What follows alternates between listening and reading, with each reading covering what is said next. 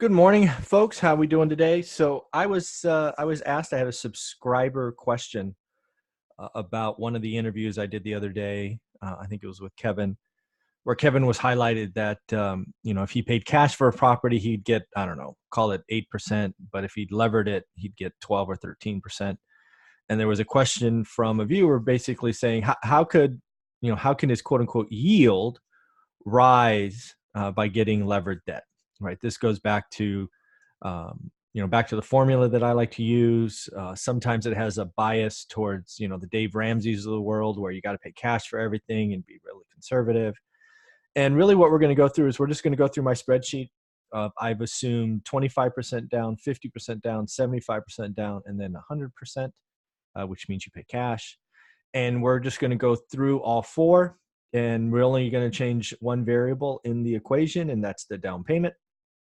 And we're going to see what happens. And as you will see, the results are, at least as I expected, 25% down has a slightly higher yield than an all cash purchase.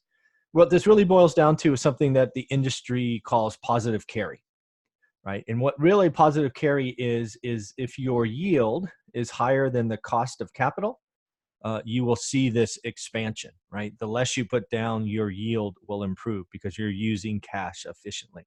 Again, it's called positive carry.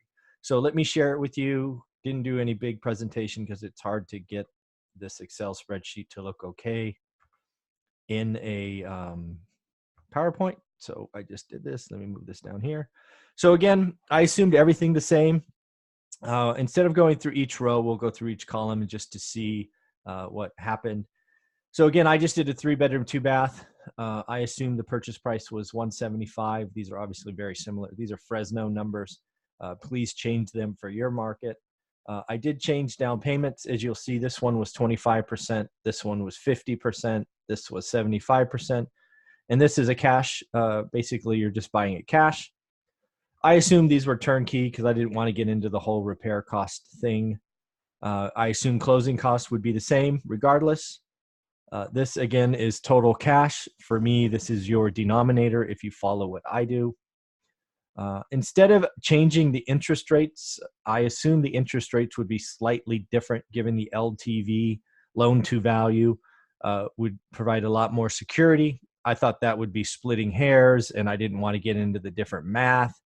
But feel free to change this to your environment. You know your credit, you know what your banks are providing, do all of that. I wanted to make this as apples to apples as possible. So I actually assumed a 5% interest only loan. I thought it was the best way to kind of really compare. So you'll see all of these are just interest only loans. So, you're paying roughly, what is that, $550, and then if you put 50% down, you're paying, $370, and if you put 75% down, you're paying under $200. And of course, your mortgage payment zero if you pay cash. Again, I assumed insurance and taxes are what they are. Change them to yours. I even assumed property management was the same, which you would expect. It's the same house regardless of how much you own. I did put in reserves. So here's the total expenses. Again, everything's the same except mortgage payments. I assume the rent's the same, $1,300. Then I just did math, right? I did some subtraction. I took the rent away from total expected expenses to get me my numbers. As you would expect, you earn a lot more cash when you don't have a mortgage payment than if you have a 75% mortgage payment. Then I just multiplied it by 12 because my numerator in my calculations are expected yearly cash flow, right? And you're getting $4,000 if you have a loan of 75%. You're getting full 10 grand if you paid cash. But this is where it comes, right? You're basically getting 9% on your money if you did a 75% loan. If you did a 50-50 loan, right, where you own 50%, you're only earning 7% on your money. 75% down, you're earning 6.4% because, again, you're putting a lot more cash down. And then again, if you buy it cash, this building produces 6%. So again, there's a big spread there. The other thing that should be apparent is, you have a lot more cash left over, right? You have, I don't know what that is, $130,000 roughly left to buy other assets that produce a return. So again, this is really going back to answer a question. Hey, if I'm earning 6% all cash, what could I do if I had a loan? And you could, in this example, it's only an example.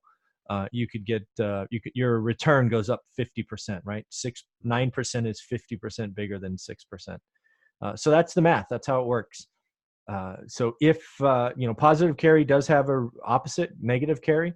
If your return, for example, was 3% and your cost of capital was 5%, it would be better to pay cash because you would actually have a negative carry, which hurts on the way down as far as loans go. So if you're earning 6% all cash, which is what you are here, and your cost of capital is 5%, this is what positive carry does for you.